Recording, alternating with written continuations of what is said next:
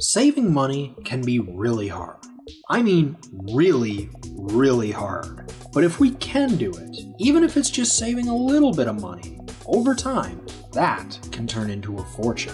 Hey everyone, Daniel here from Next Level Life, and today we're going to be covering David Bach's book, The Automatic Millionaire. The book that takes all that conventional financial wisdom surrounding budgeting and saving and throws it out the window. Essentially, this book tells you that budgeting is not actually necessary to achieve financial success.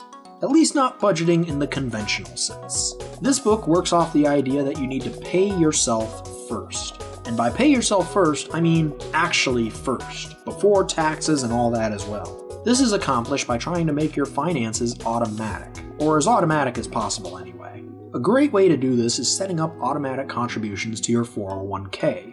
Because that is using a lot of pre-tax dollars, so you really are paying yourself first. It also gives you an added incentive to not touch the money because you'll get penalized for pulling it out, just like you would in an IRA.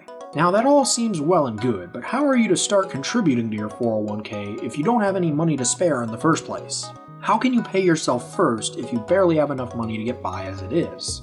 This brings us to probably the most famous financial concept in this book, and that is the Latte Factor. The Latte Factor is a little bit different for everybody, because basically what it is some item that you buy regularly that costs you just a little bit of money each time, but over time those expenses add up to big sums of money.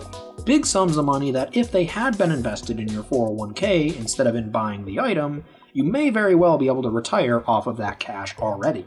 Now the name Latte Factor comes from the first item that was used as an example in the author's class. But the item in question does not have to be a latte. Again, it's just an item that you personally buy regularly that is fairly inexpensive, but since it's bought regularly over and over again, it adds up to a lot of money. So for you it could be something completely different. Maybe it's buying bottled water, or heaven forbid, cigarettes. Again, your Latte Factor is not necessarily going to be the same as anyone else's, and only you are going to know what it is. But getting back to the concept, it's probably best illustrated with the example used in the book itself. Let's take Kim. Kim is 2 years out of college, making $35,000 a year, living in San Francisco. Understandably, she's living paycheck to paycheck. So how in the heck can she find the money to pay herself first? Well, let's take a walk through Kim's day. She wakes up and gets ready for work, leaves, and stops at Starbucks on the way to the office. She picks up a latte for $3.50, but in her rush to leave for work in the morning, she didn't actually make herself a full breakfast. So in addition to the latte, she gets a fat-free muffin to tide her over until lunchtime. The muffin costs $1.50. She makes it to work, and then at break goes to get some juice from Jamba Juice, which costs her $3.95. However, she's kind of hungry because, well, all she's had is that fat-free muffin, so she also gets a power bar to hopefully make it through the rest of the day. The power bar costs $1.75.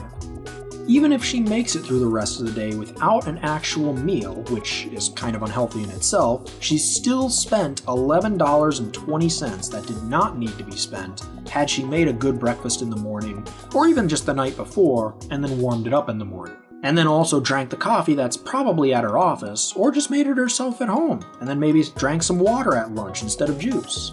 Now, just for the sake of argument, let's say that instead of spending the $11.20 every day, she instead invested it into her 401k plan at work.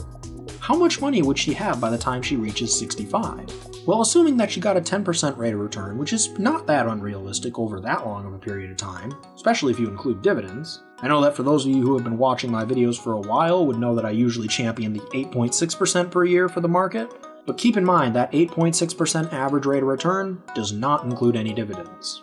So anyway, at a 10% rate of return, Kim would have a net worth of $1,353,837.97 at age 65. Suddenly those little expenses are looking pretty big now, huh? And when you get right down to it, that $1.3 million is actually kind of a lowball estimate. Because most companies nowadays will match at least a portion of what you put in, meaning that you would actually end up with quite a bit more money in the end. It's just really amazing how saving even as little as $10 a day, if done consistently, can leave us with a fortune when we're ready to retire. So that was The Automatic Millionaire by David Bach. But I want to know, what's your Latte Factor? Leave it in the comments below, and if you learned something from this video and liked what you saw, be sure to like and subscribe, and until next time, thanks for watching, and have a great day.